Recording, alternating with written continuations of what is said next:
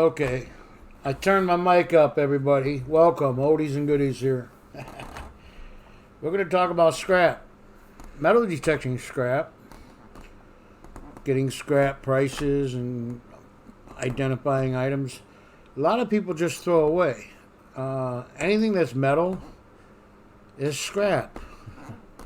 Especially if it can't be used or it's not, what do you call it? A valuable item that could be reused, or even stuff that has history to it. You should keep. But we're going to talk about scrap. As you can see, I have my keys out. This is from 1 year metal detecting in 2016. Every single key and a lock that I found.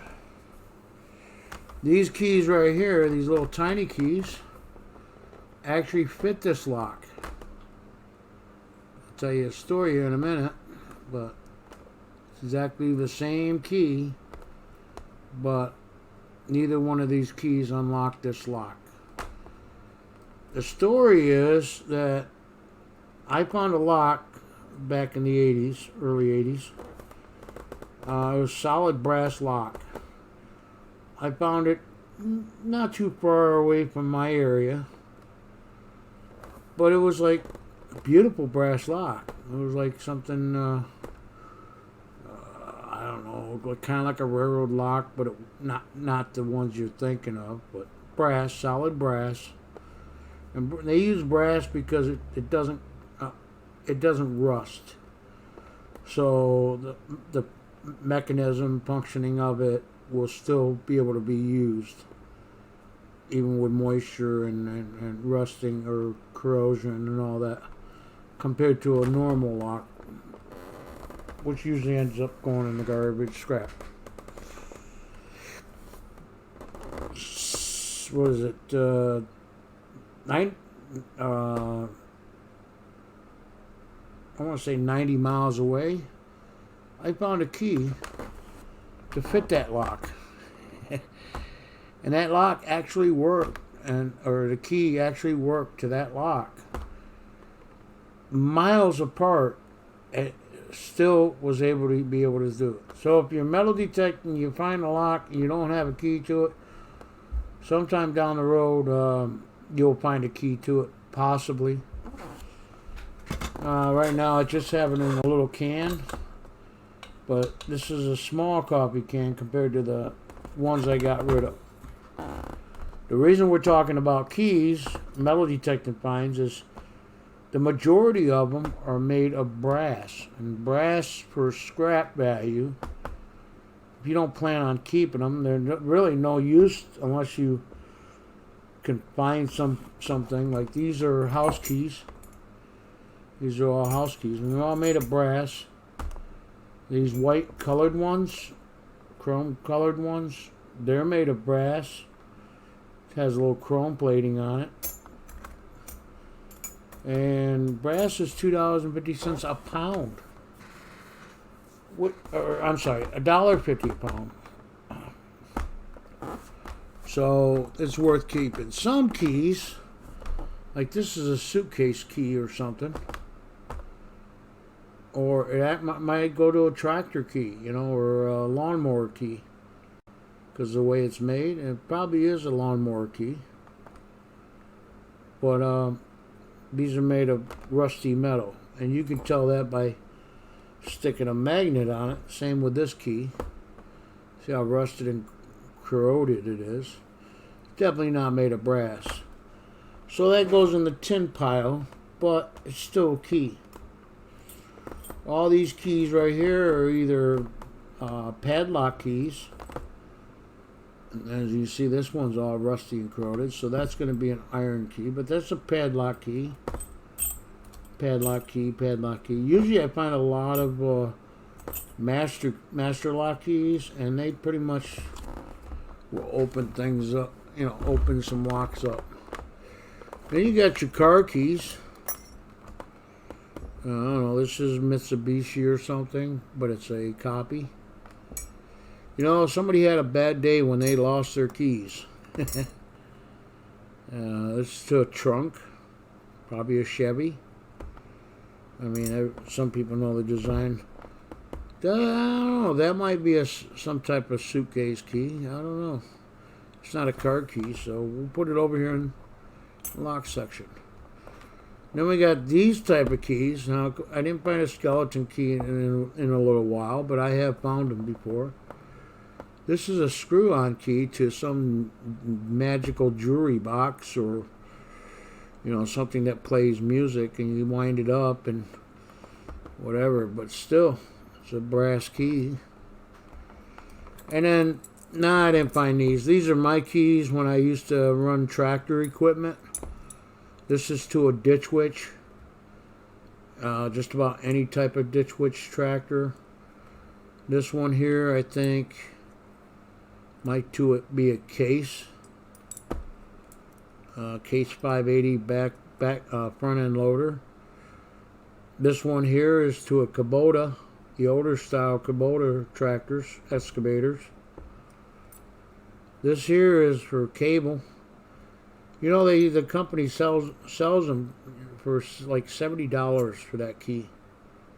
And this opens up the plastic pods that they have underground for cable TV, so they can get into the pod and hook up the wiring. And this key here, I cut it down because it was protruding, whatever, it was in the way. But this goes to a big old, what the heck is it? Dozer.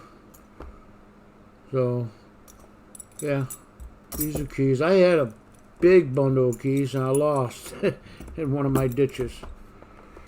But most all these keys are brass, and you can tell that they're brass because they'll shine like gold when you scrape them. We'll scrape one right here. Let's scrape a silver colored one.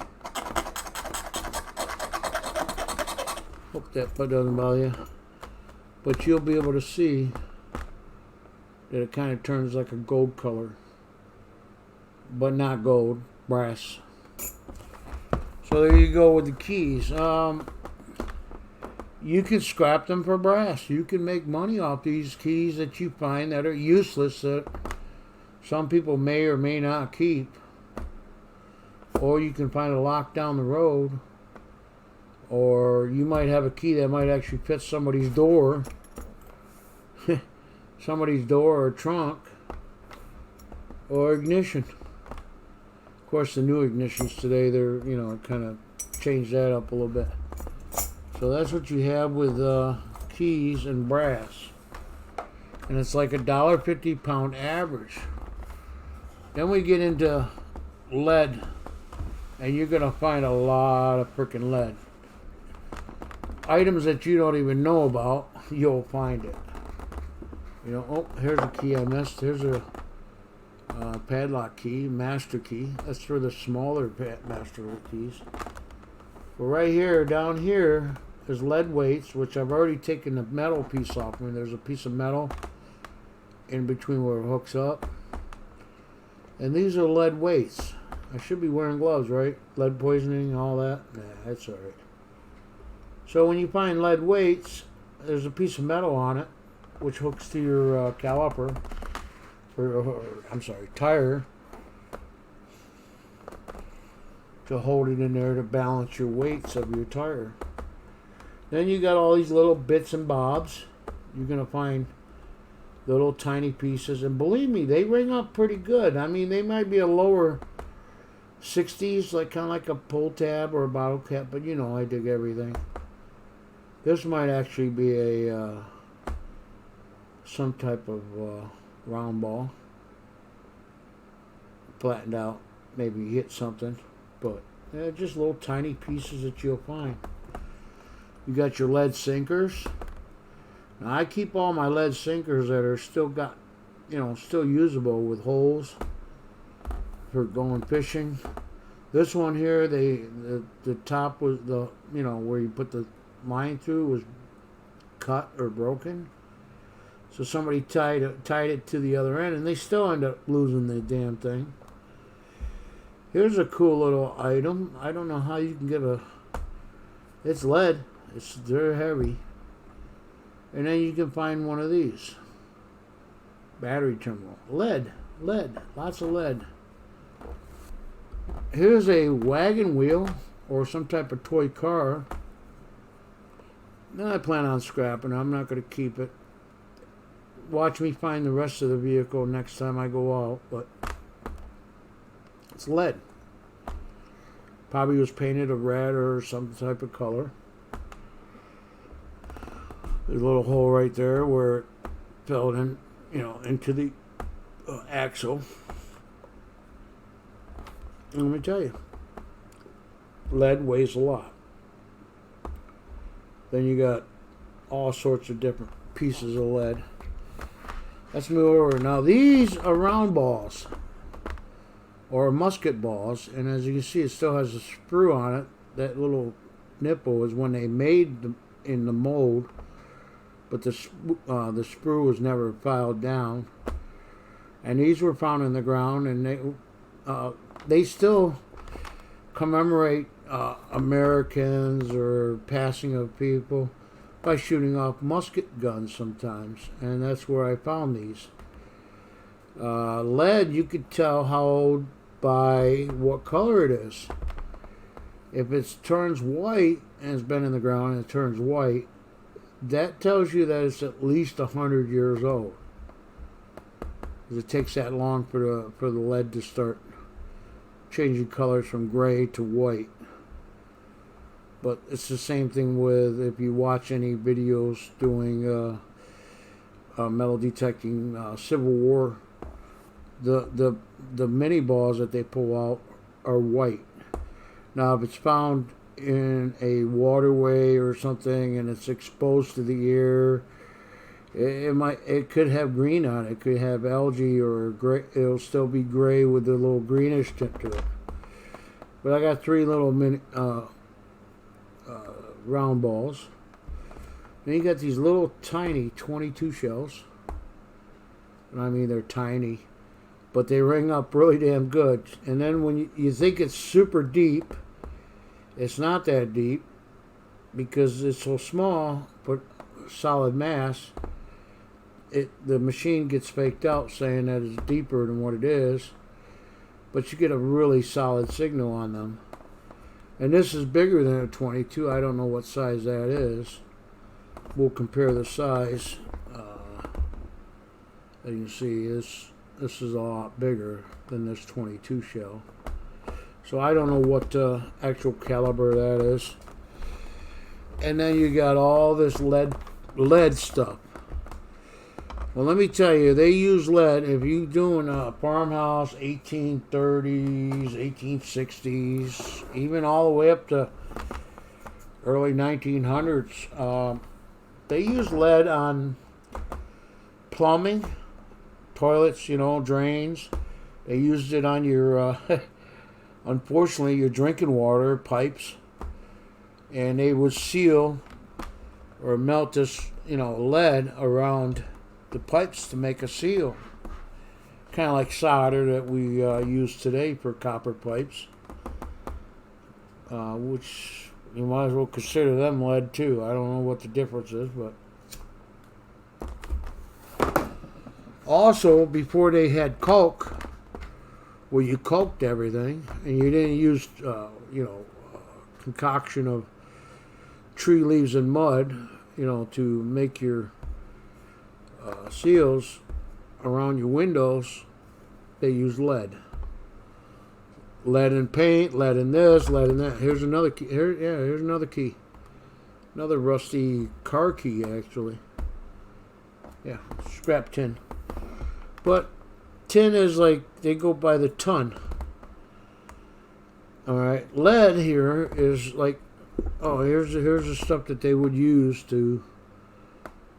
These are actual stock pieces. Here's a big piece of lead. These are like stock pieces. And like I said, lead is very heavy. But you only get like 12 cents a pound. So there's probably 20, 30 pounds worth of lead sitting here. 20, 30 pounds of lead at least, just in that little tiny area of lead. And it don't take long to get a lot of weight, but at 12 cents a pound, it's like pennies. But hey, instead of throwing them out, put them in a 5-gallon bucket, start saving them. When you get enough, take them to the scrapyard. Get a few dollars for your hard work and everything. And hey, that might be your next silver coin. One bucket of lead, maybe possibly buy you a silver eagle, ASE eagle. Save every bit of copper, brass, anything that's metal. Now the tin, like I said, tin and scrap steel. 2016, when I found all this lead, I found all these keys. 2016, I found 1,200 pounds of short steel. Well, it was short steel when I cut it down to 3. Now they're accepting it 6 feet, but they're 3 foot long, short steel we call it, or iron, and taking them back to the scrapyard. I ended up with like $80-something just for scrap, short steel and tin, yeah, especially horseshoes, railroad, spikes, stuff like that. And I found all this stuff that I just showed you. Well, no, the keys I found in the park, but all this lead, mostly, except for these round balls, I found on a farmer's property, 1830. 1830 was when the house was supposedly built. But I also found this cannonball, or they call it a grape shot, which I did electrolysis on it, and it's sealed. It's not wax sealed, but it's sealed. I actually had to drill a hole in it so I can get a good connection on it. Where is it? Right there. So I can put a bolt in it so I can get a good connection, because this thing was like this big. To get rid of all the rust and corrosion off of it. And that's a pretty heavy cannonball, and they used to put like 2 or 3 of them in a cannon and shoot them off. And this is late 1700s cannonball. So that's something you can find in metal detecting. But it's not scrap steel because it is a relic. It is an artifact. It's something that's has history to it. So I keep it there on my desk. It belongs to my the person the property I metal detected, but I have not hooked up with them in a few years, and I hope I still have permission to go back down there if I ever get healed. Now I know this don't mean a lot because everybody hates digging these.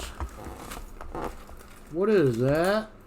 Oh, these are 70s, 80s style pull tabs. These are all found metal detecting this year.